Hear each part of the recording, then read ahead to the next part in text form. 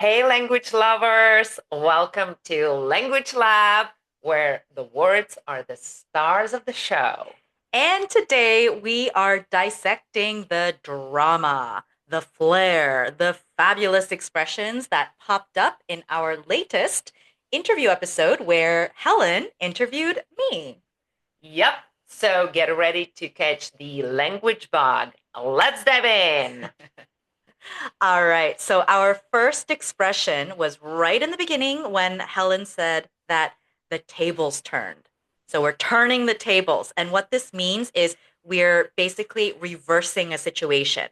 And a lot of the time it means like to your advantage, Mhm. right? So in the previous episode, I interviewed Helen and then we turned the tables, we switched it and changed it to where Helen interviewed me. Yep, the situation has changed. Yeah. To my advantage, Yes. kinda.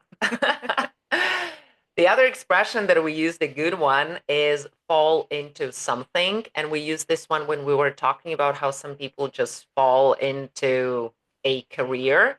And it means that they don't plan it, it just happens. Yeah. So if you fall into something, you don't plan on doing that, it just happens. Just happens. Yeah. And the play, we were talking about when I was tutoring, when I had my first part-time job, not my first part-time job, but when I was tutoring, I would help students do book reports about Shakespeare plays.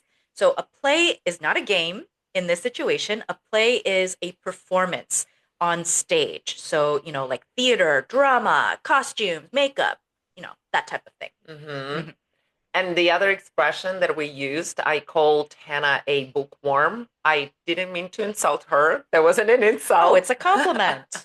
It is a compliment. So a bookworm is someone who reads a lot and probably goes to the library just for fun. Guilty. As Yeah. charged. Guilty Yeah. as charged. All right. Our next word is niche. And some people pronounce it niche and some people pronounce it niche. I pronounce it niche. Niche. But it basically means like a specialized area. And for example, if you find your niche, it's like your own little, perfect corner of the world. And this is actually used a lot online these days. Like this is my niche, or I have found my niche. Music. Yeah. Or niche fashion. Yeah, exactly. Yeah. And recession. So when we talk about a recession, it's an economic term, and it's when basically the economic takes a downturn. Like it kind of goes down. There's less jobs, there's less people spending money, more stress, Yeah. That's a recession. That word. Yeah. Scary word. Yeah.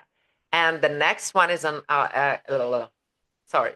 The next word on our list is heritage. So heritage is your something that you inherit culturally or historically, something like traditions or the language or even identity. Yeah.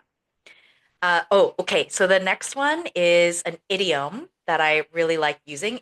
I said killing two birds with one stone, or hitting two birds with one stone can also be said. It's a classic idiom, and it basically means when you do one action and there are two results. So it's just, efficiency at its best. Yeah, true. The next expression is something is at your door. And it's not literally, no, there is no one at our door, I hope. But if an opportunity is at your door, it means that it's there just waiting for you. Yeah. Just go get it. Go get it. It's right at your door. All right. So we used also the expression stars are aligned. The stars have all aligned. And it means like the stars are in one line, like straight. And when the stars are aligned, it means kind of like all of these different things kind of worked out perfectly, like destiny, Mm-hmm. like a Or high five. serendipity. Destiny gave you a high five, or serendipity. Yeah. Exactly. Awesome. And the next very good expression is a gap year. Yeah. So a gap year is a break from formal education, normally sometime between the ending of your school and going to a university. Yes. Or sometimes people even take it during the university years. Yeah. So they can take some time off to travel or to work or find themselves. Yep. Also, again, guilty as charged. Yeah. All right. So these two expressions, the two next expressions, we put together because they're kind of similar in the way that they're talking about location. We use the word suburb, and a suburb is basically kind of residential areas where a lot of people, like families, live. There's a lot of schools, community centers that are just outside of a big urban or metropolitan city. So it's literally sub or like under urban, suburb Mm-hmm. is what that means. And the next word is actually the word that I learned during the interview, and this is the word the boondocks. So when I heard Hannah using the word boondocks and the way she said it, honestly, I thought that Hannah was talking about like another city in The Korea name or of a city. neighborhood. Yeah. I was like, oh, whatever.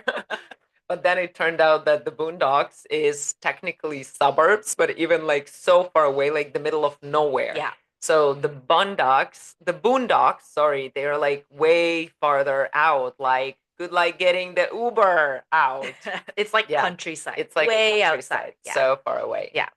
All right. So we also use the word retain. So I thought this was a really good word that we could bring up in the Mm-hmm. language lab because retain means to keep. So to keep something, like you can retain information is really common, means to remember or keep that information inside of your head. Mm-hmm. Yeah. And the next word is also a very good word, very commonly used, is the word eager. And if you're eager to do something, you're excited and ready, and maybe even too ready to do something. Yeah. Like us being so eager to share all of this information with you guys. Eager beavers. That's a kind of a nice little expression that Oh, I sometimes means love you're such an it. eager beaver. Yeah. Yeah.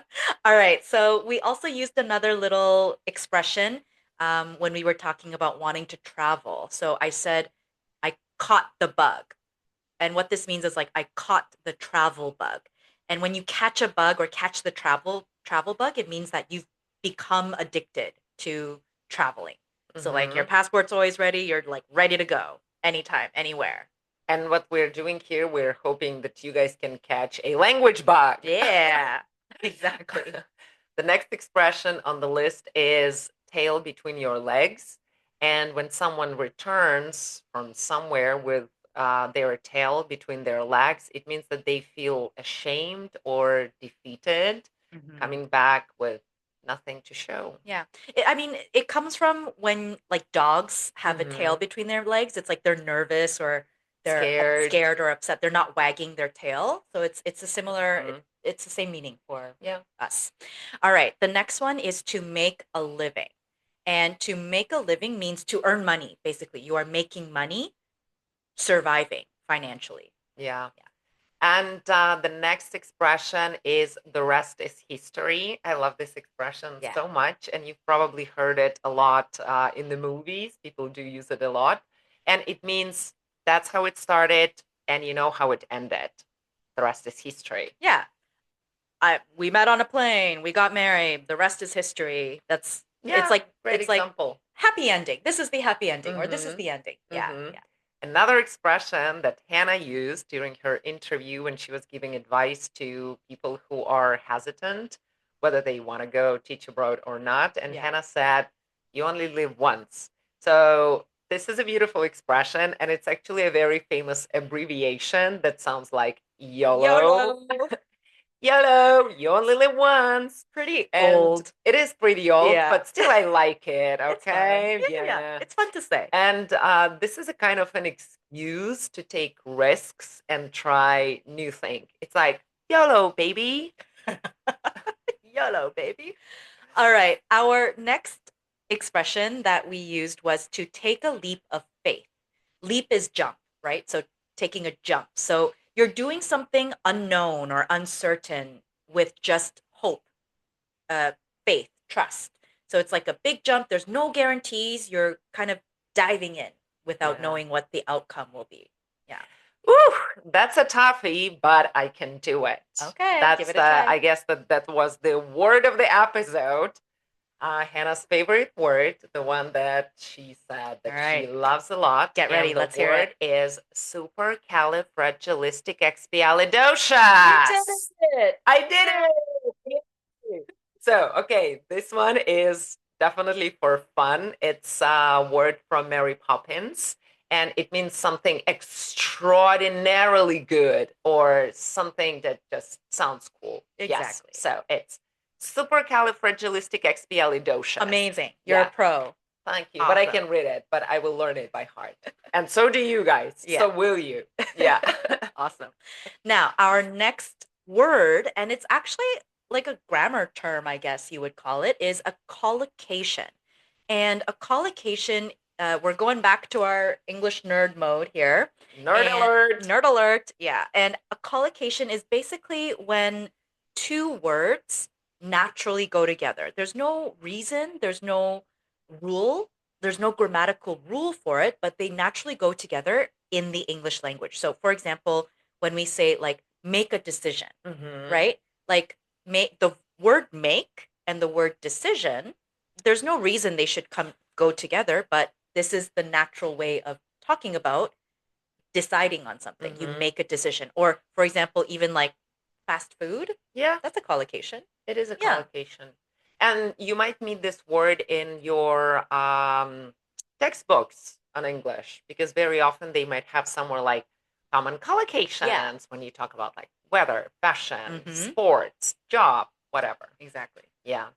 And a very, very nice and heartwarming idiom that Hannah mentioned in her interview. It says, beauty is in the eye of the beholder. It's a wise one, very wise expression. And it means that beauty is subjective. What you love might look weird to someone else, and that's okay. Yeah. Why? Because Everybody has their own idea. yeah, and because beauty is in the eye of the beholder. Exactly. Yeah. All right. Well, that was a whirlwind. It was. So whether you guys are in the suburbs or in the boondocks or booking your next gap year, we hope you feel inspired and just a notch wiser. And hey, if you learned something today, the rest is history. Bye. Bye.